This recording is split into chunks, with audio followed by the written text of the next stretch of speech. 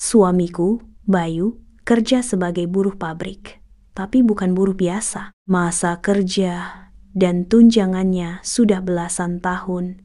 Gaji pokok ditambah tunjangan bisa tembus 7 juta tanpa lemburan. Kalau dia ambil lembur, bisa lebih dari 10 juta sebulan.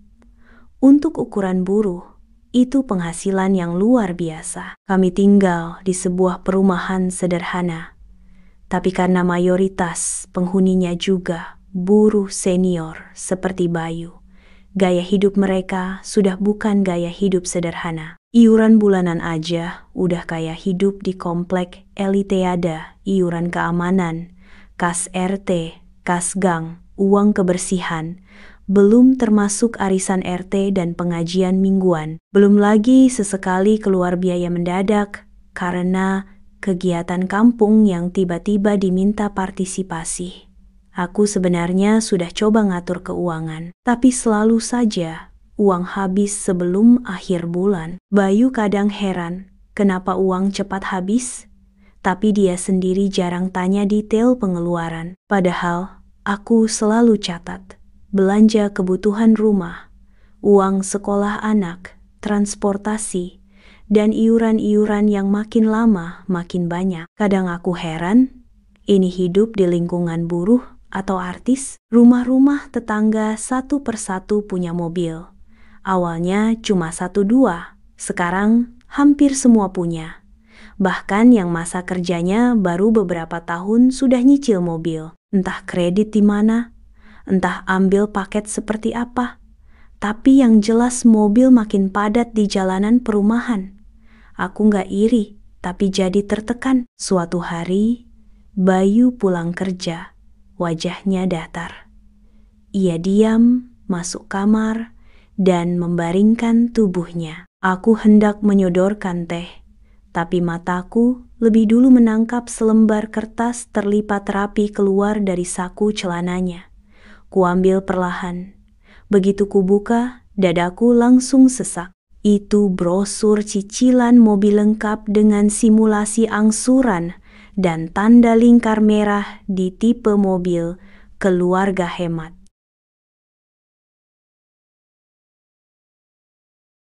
Bayu mulai berubah sejak hari itu.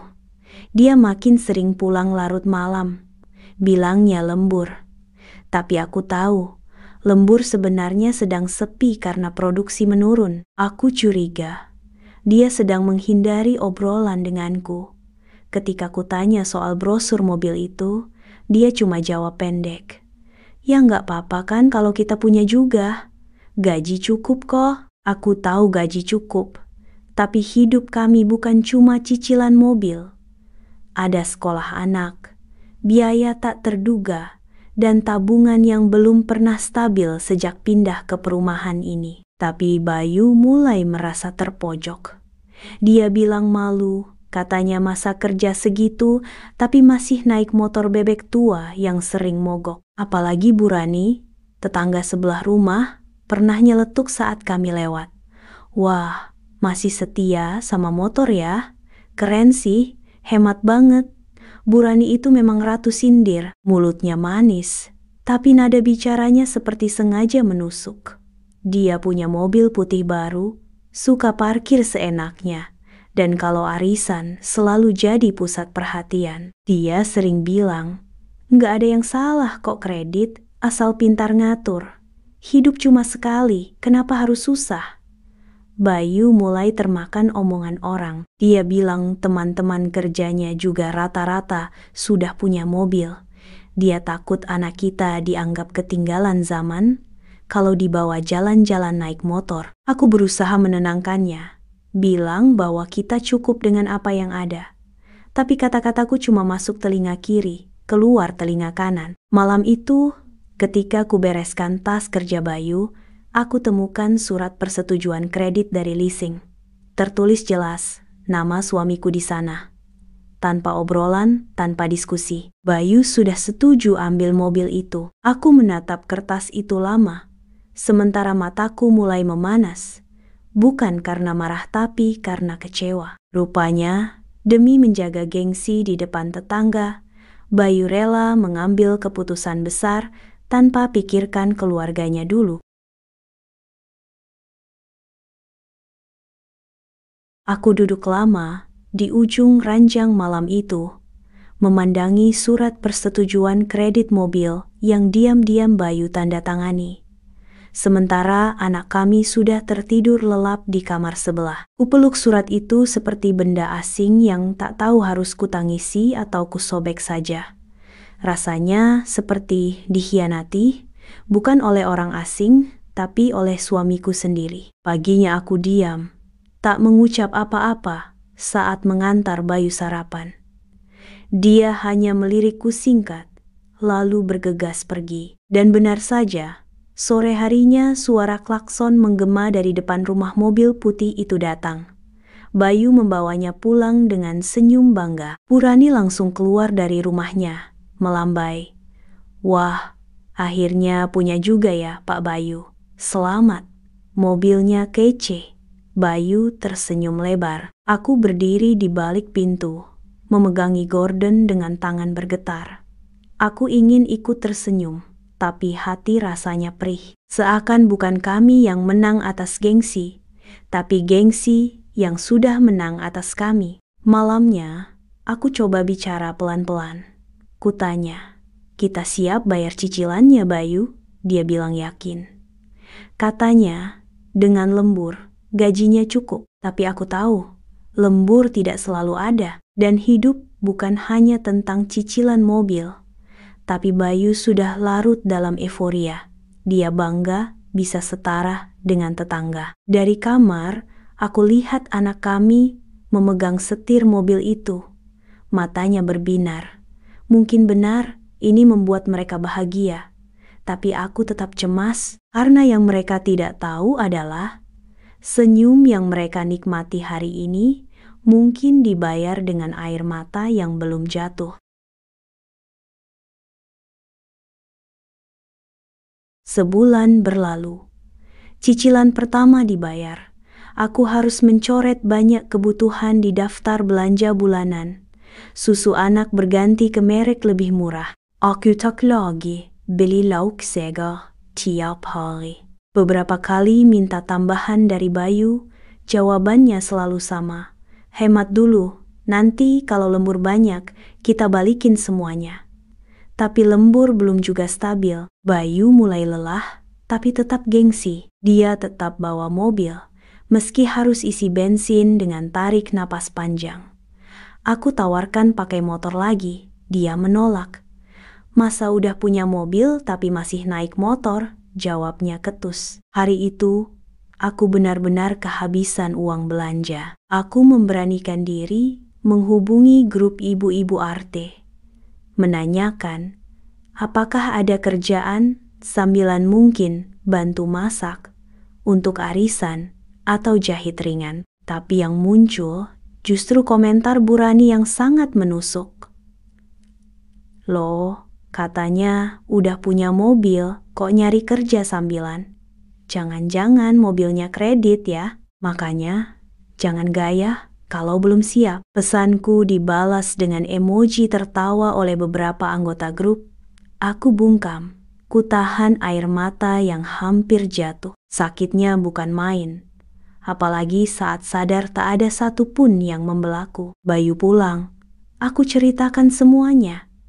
Dia diam, lalu bilang, "Udah, sabar. Namanya juga tetangga, mulutnya emang gitu." Tapi aku tahu dalam hatinya, dia juga malu. Malam itu, kami tidur saling membelakangi. Di antara kami hanya ada keheningan yang perlahan berubah menjadi jurang tak terlihat. Aku terbangun dini hari. Perutku mulas karena hanya makan sekali. Kubuka lemari hanya ada beberapa butir beras dan telur 1 biji. Kupegang perut, kutatap langit-langit, lalu aku menangis. Dalam hati, aku berbisik lirih.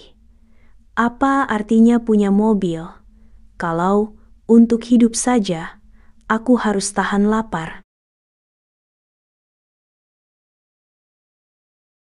Pagi itu, aku tak sanggup bangun. Kepalaku berat. Pandanganku kabur, tapi suara klakson mobil dari luar dan langkah kaki kecil anakku memaksaku membuka mata. Bayu sudah pergi sejak subuh, katanya ada rapat produksi. Anak kami masuk sekolah lebih pagi karena ada kegiatan ekstra. Tapi aku belum sanggup berdiri. Bahkan untuk menyiapkan bekal pun tidak. Anakku berdiri di pintu kamar. Wajahnya bingung. Mama nggak masak? Tanyanya polos. Aku mengangguk pelan, berbohong. Mama lagi pusing sedikit, nanti beli di sekolah aja ya, pakai uang saku. Padahal, uang saku pun tinggal recehan. Saat dia berangkat, aku memaksakan diri ke dapur. Kupanaskan air, ingin minum teh. Tapi gas habis, mau minta ke tetangga. Rasanya malu setelah kejadian di grup kemarin. Aku duduk di lantai, bersandar ke dinding dapur yang dingin. Perutku keroncongan, tapi lebih perih lagi hati ini. Siang harinya, Bu Rani datang. Tanpa diundang, masuk ke rumahku bawa undangan arisan. Tapi bukan itu yang membuatku sesak, melainkan caranya bicara. Katanya sakit ya? Wah, jangan-jangan karena belum kuat bayar cicilan mobil. Makanya saya tuh lebih suka cash walau mobil bekas. Dia tertawa pelan, menyeringai. Aku hanya tersenyum menahan diri. Tapi saat pintu tertutup dan dia pergi, aku tak kuat lagi. Aku berjongkok di depan pintu, menangis dalam diam. Rasanya dunia sempit sekali. Tak ada tempat bersandar, tak ada yang mengerti. Saat malam datang, Bayu pulang dengan wajah lelah. Aku ingin cerita tentang sakitku, tentang Bu Rani. Tapi dia langsung berkata, aku ditawari tambah lembur mingguan. Lumayan, buat nutup bulan ini, aku hanya mengangguk. Tapi dalam hati, aku mulai bertanya, sampai kapan hidup kita hanya untuk membayar apa yang tak benar-benar kita butuhkan? Beberapa minggu berlalu, rumah jadi makin sepi. Bayu sering pulang larut malam, bahkan kadang menginap di mes pabrik. Katanya, biar hemat waktu dan tenaga. Tapi sejak itu, anak kami jadi sering murung. Malam-malam ia bertanya, kenapa papa jarang pulang sekarang? Aku tak tahu harus jawab apa. Kukatakan, papa kerja keras buat kita. Tapi mata kecil itu tak bisa dibohongi. Dia mulai sering menggambar mobil dan rumah di kertas, lalu mencoretnya dengan krayon merah. Saat kutanya kenapa, dia bilang, karena mobil bikin papa jauh. Aku tak kuasa menahan tangis. Aku peluk dia erat-erat malam itu. Di luar, suara mobil tetangga terdengar riuh. Mungkin mereka sedang kumpul arisan. Tapi rumah kami sunyi, hanya diisi dua hati yang sedang sama-sama kehilangan. Suatu pagi saat sarapan, anak kami bicara tiba-tiba. Ma, nanti kalau besar, aku nggak mau punya mobil dulu. Aku mau punya rumah yang isinya lengkap. Ada papa, ada mama, dan kita makan bareng tiap hari. Kalimat itu menampar keras. Aku diam, tak bisa berkata-kata. Bukan karena dia salah, tapi karena dia terlalu benar. Bayu pulang malam itu. Ia tampak makin kurus, kantung matanya dalam. Aku ingin bicara serius, ingin duduk dan membahas semuanya. Tapi begitu ia masuk, ia justru berkata, besok kita harus bayar cicilan kedua. Kalau enggak, bisa ditarik. Dunia seolah berhenti. Aku tatap wajahnya. Bayu, kalaupun ditarik, kita masih punya rumah. Kita masih punya anak kita masih punya kita. Tapi Bayu menggeleng, wajahnya getir.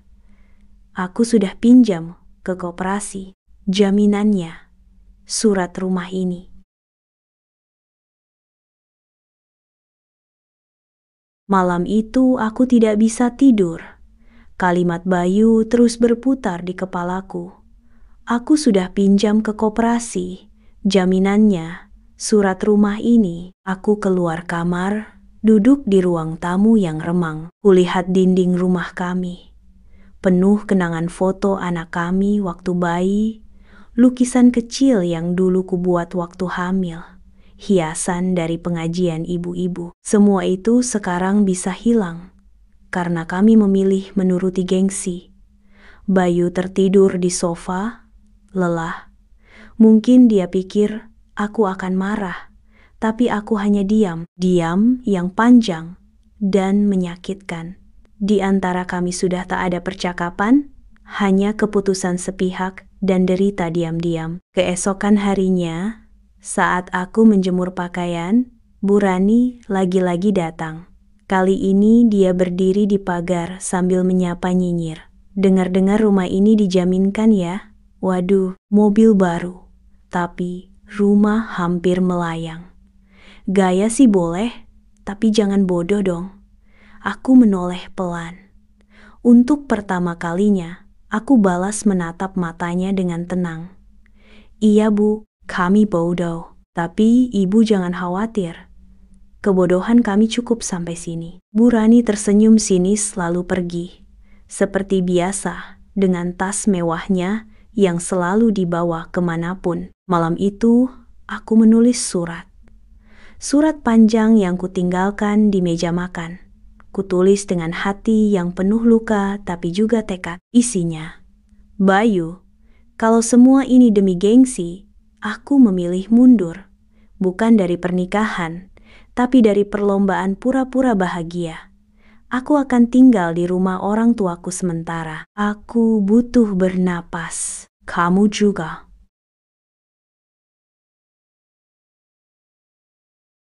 Seminggu aku dan anakku tinggal di rumah orang tuaku, sederhana tapi hangat. Setiap pagi kami sarapan bersama. Tidak ada suara mobil, tidak ada obrolan tetangga tentang cicilan. Hanya ada udara segar dan canda tawa yang dulu lama sekali tak kudengar. Bayu tidak langsung mencariku, tapi aku tahu dia membaca surat itu dan mungkin butuh waktu baginya untuk menerima kenyataan. Hari ke-8, dia datang dengan wajah kusut, mata sembab. Dia berdiri di depan rumah orang tuaku, memeluk anak kami lama sekali. Kemudian dia mendekatiku dan berkata pelan, "Mobil sudah dijual. Aku lunasi sebagian utang. Sisanya aku cicil pelan-pelan. Surat rumah masih aman."